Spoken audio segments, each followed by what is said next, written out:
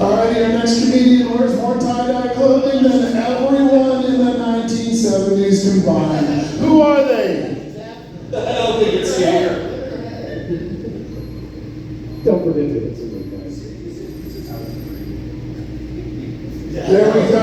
Everybody please put your hands together for Bear Love. How we doing, Littleton? Alright, I look young up here because LSD is the fountain of youth. But I actually come from a different time. I've had a beeper in my day. Remember those? And it wasn't even to sell weed yet. It was so my mom could tell me to come home. I knew they were tracking devices, but I come from a different time. I saw Blockbuster get put out of business by Netflix and Amazon.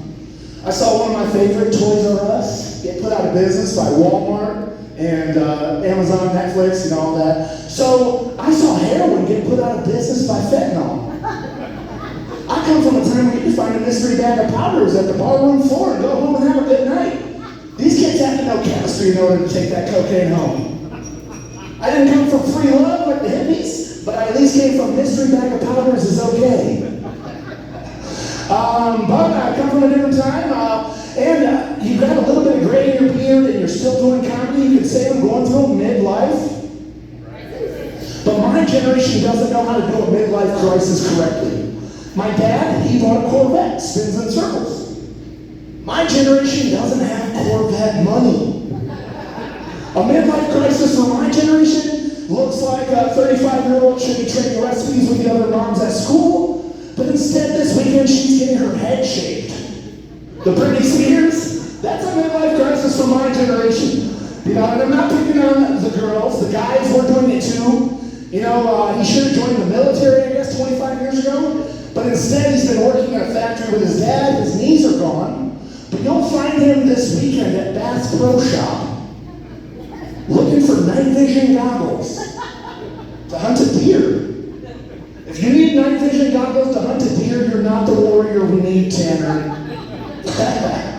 But is there any parents in the crowd? I see one. That's it? Yeah.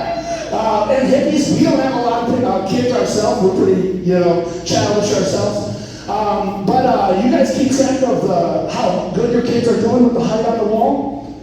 We keep track of the length of our hair. As the last time I saw a judge. I'm doing pretty good. Probably this county in Arapahoe would like to cut my hair, though, I'm sure. But my buddy, his parents are actually hippies. He grew up in Boulder. Anybody got hippie parents? Growing up is confusing enough, but when your parents are hippies, how do you go through the rebellious phase? Get a job? Go to school? Vote Republican? It's kind of hard to run away from your dad's teepee, and he chases you down on horseback and says, "It's cool, bro, we can talk about it." But hippies did some good things for society. They invented the word grounded. Take away the TV, take away the tablet, get grounded. Before that, we just beat our kids. I think I'm still grounded. In my buddy's family, a spooning means laying with your lover. In my family, a spooning means getting hit with a wooden spoon when you try and taste the gravy. My buddy, his parents are hippies. He got to choose his own punishment.